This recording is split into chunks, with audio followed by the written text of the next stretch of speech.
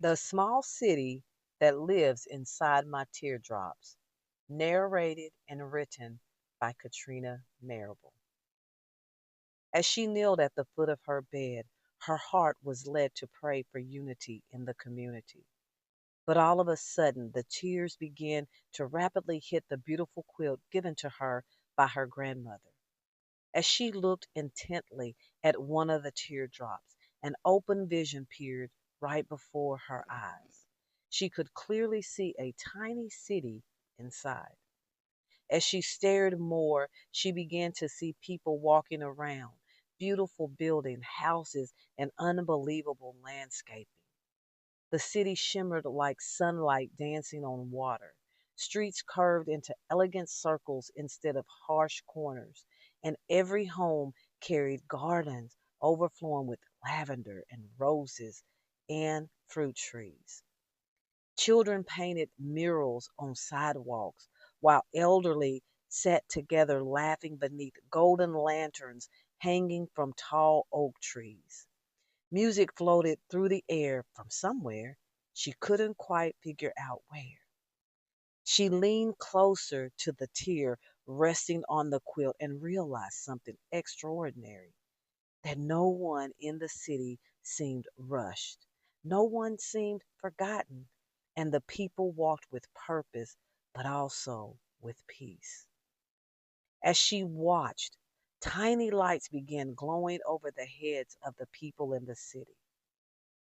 Some glowed blue, others gold, emerald, crimson, and violet. Confused, she whispered, Lord, what am I seeing? And so the voice stirred deeply within her spirit, and it said to her, They know who they are. At that moment, the city expanded right before her eyes.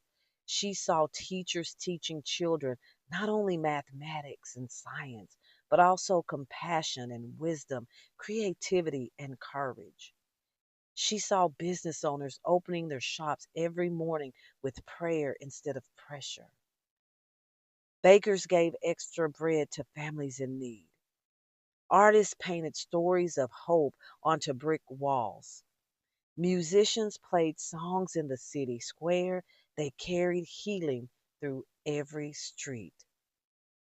Even disagreements looked different there. People together around long wooden tables to listen instead of attack. No one fighting to be the loudest voice in the room because everyone understood their value and did not shrink when someone else succeeded. The tiny city inside the teardrop carried something the world above had forgotten: identity. And because the people understood who they were, they no longer feared one another. The woman watched in amazement as the river flowed through the center of the city like liquid crystal, small bridges connecting every neighborhood together. There were no invisible walls dividing the rich from the poor because everyone equally had all things in common. The entire city functioned like one living heartbeat.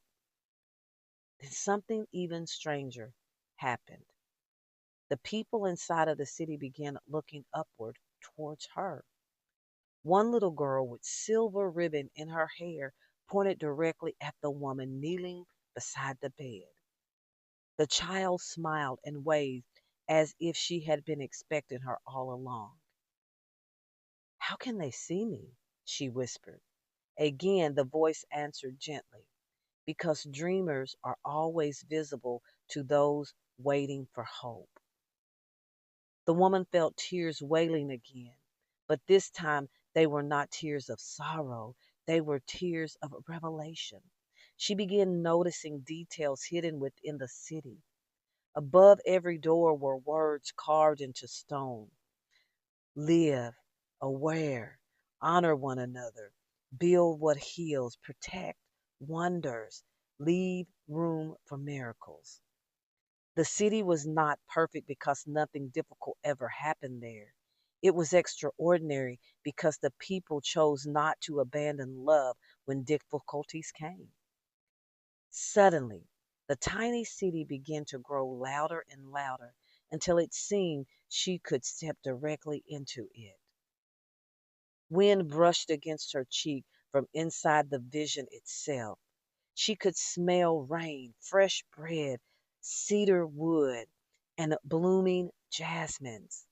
And then she understood. The city was not merely a fantasy, it was a blueprint, a possibility living inside the tears of every person who still believed humanity could come kinder and wiser and more united. The woman rose slowly from the side of her bed and held the quilt tightly against her cheek. Her grandmother used to say, "Some tears are not signs of weakness, some tears are doorways." For the first time, she finally understood what that meant. Outside her window, the world still carried noise, division, and uncertainty. But inside her spirit now lived a tiny city filled with courage, people who remembered how to see one another clearly. And from that day forward, everywhere she went, she carried the vision with her in grocery stores, in conversation, in business meetings, in churches, in neighborhoods, in broken places longing to be rebuilt. Because once you discover the small city living inside of your teardrops, you can never again believe small acts of love are insignificant. You begin to realize that unity is not built through perfection, it is built through people brave enough to imagine a better world first.